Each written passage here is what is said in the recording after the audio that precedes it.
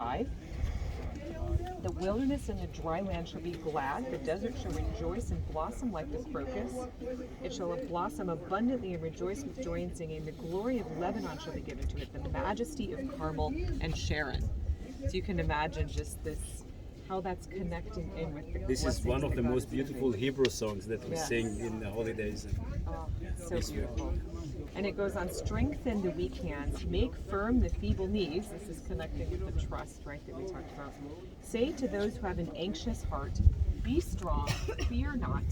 Behold, your God will come with vengeance. With the recompense of God, he will come and save you. And I think this is just such a beautiful connection with Elijah here. So he had that trust that God was going to save him and save everyone. So just a beautiful picture of thinking about Carmel while we're Isaiah 35. And if you're into the Song of Songs, when she is describing his beauty, she says, "You are crowned in your head like Carmel." The most beautiful thing that she could think of for his head was like Carmel, with a curly hair probably, and anyway, you can just see just like this. So Ellen White picks up on that when she says, before the drought, Mount Carmel had been a place of beauty. Its streams fed from never-failing springs, and its fertile slopes, imagine it, see it, with fair flowers and flourishing groves, but now its beauty languished under a withering curse. The altars erected on the worship of Baal and Asherah stood now in leafless groves. On the summit of one of the highest ridges, we are here, in sharp contrast with these were the broken down altar of hope. Carmel, picture this, overlooked a wide expanse of country. See it? Its heights were visible from many parts of the kingdom of Israel. At the foot of the mountain there were vantage points from which could be seen much of what took place above. So see places that were level down there, people could be down there and still look up and see, and when Elijah calls them to come up, they could come up closer. So to see this picture overtaken, God had been signally dishonored by the idolatrous worship carried on under the cover of its wooded slopes. And Elijah chose this elevation as the most conspicuous place for the display of God's power and vindication of his honor. All day long the people have witnessed the demonstrations of battle priests. They have beheld their wild leaping around the altar as if they would grasp the burning rays of the sun to serve their purpose. They have looked with horror on the frightful self-inflicted mutilations of the priests and about opportunity to reflect on the follies of idol worship. Many in the throng are weary of the exhibitions of demonism, and are now waiting with deep interest the movements of Elijah.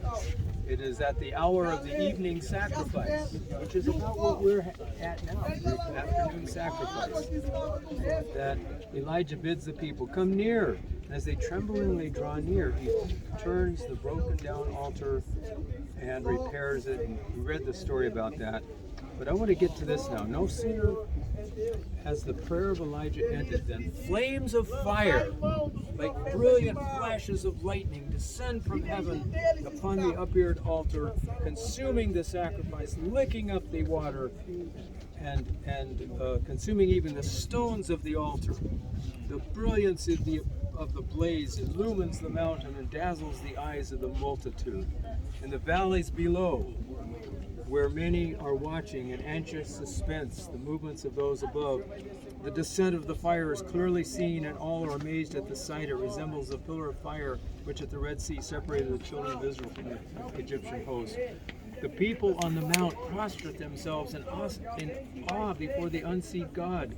They dare not continue to look upon heaven and the sent fire. They fear that they themselves will be consumed. This is the lesson that I got that sticks out the most to me here. The people had been following Baal and the Ashtoreth. They were worthy of death. The fire should have fallen on them. Instead, God sends the fire while it lands on their substitute. The animal that points toward the one who will save them. And so we actually have a picture of the salvation that God gives through the sacrificial service. Isn't that beautiful? So we are sinners. The fire should be falling on us, but instead it falls on Jesus. And then just one more thing to think about. Where is Armageddon? You know, there is no Mount Megiddo. Megiddo is a tell. There is never a mountain. The mountain that's closest to Megiddo is here. And so when the sixth plague talks about the gathering the people to the day of the battle of Armageddon, it's alluding, I believe, to the Mount Carmel experience. Well, where everyone will need to decide which side are you on. And so the Mount Carmel here is the eschatological message we need to take to the world. Yes, Who come will you on. serve? Preach.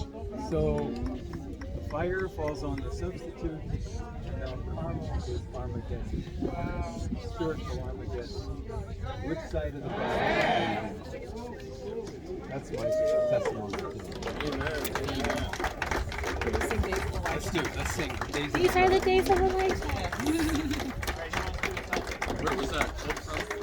That's Prophets and Kings 1:5. What are we gonna sing? 1:4:4. Days of Elijah.